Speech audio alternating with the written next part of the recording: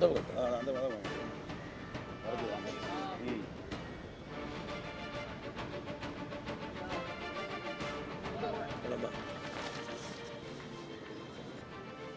நாடு மக்கள் தேசிய கட்சியின் சார்பாக ஊடக நண்பர்கள் அனைவருக்கும் வணக்கத்தை தெரிவித்துக் கொள்கின்றோம்.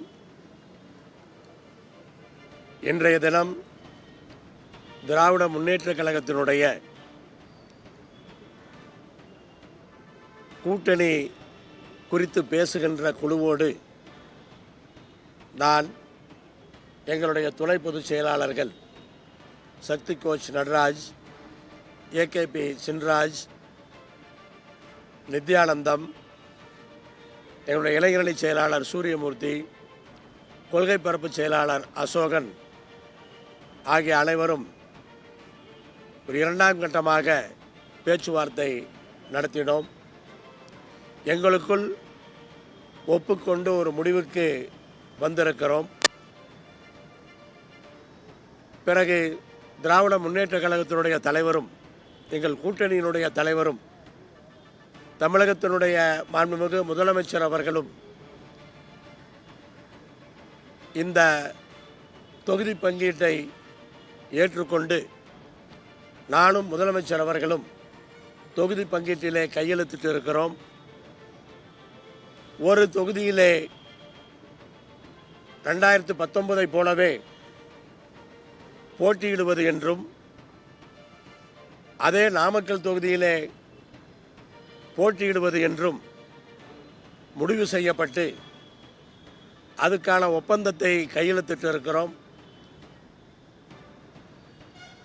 தமிழ்நாடு, பாண்டிச்சேரி உள்பட 40 தொகுதிகளிலுமே எங்கள் கூட்டணி வெற்றி வாகை சூடும்.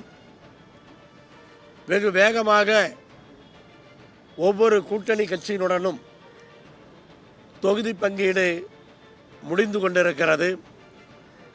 விரைவில் எங்களுடைய பணிகளை தொகுதியிலே துவக்குவோம்.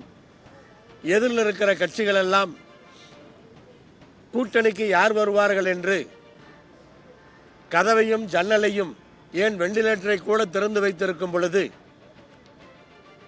எங்களுடைய கூட்டணி என்பது ஒரு முடிவான கூட்டணியாக, தொடர்ந்து பயணிக்கின்ற கூட்டணியாக, எல்லோரும் ஒன்று சேர்ந்து தமிழகத்தினுடைய நலனுக்காக, தமிழக மக்களுடைய பாதுகாப்பிற்காக, தமிழக மக்களுடைய வளர்ச்சிக்காக பாடுபடுகின்ற உறுதியோடு பயணித்து கொண்டிருக்கிறோம். எல்லோரும் எதிர்பார்ப்பது போல அனைத்து தொகுதிகளிலுமே எங்கள் கூட்டணி ஒரு மகத்தான வெற்றியை பெறும். உதயசூரியன் சின்னத்திலே தான் போட்டியிடுகிறோம்.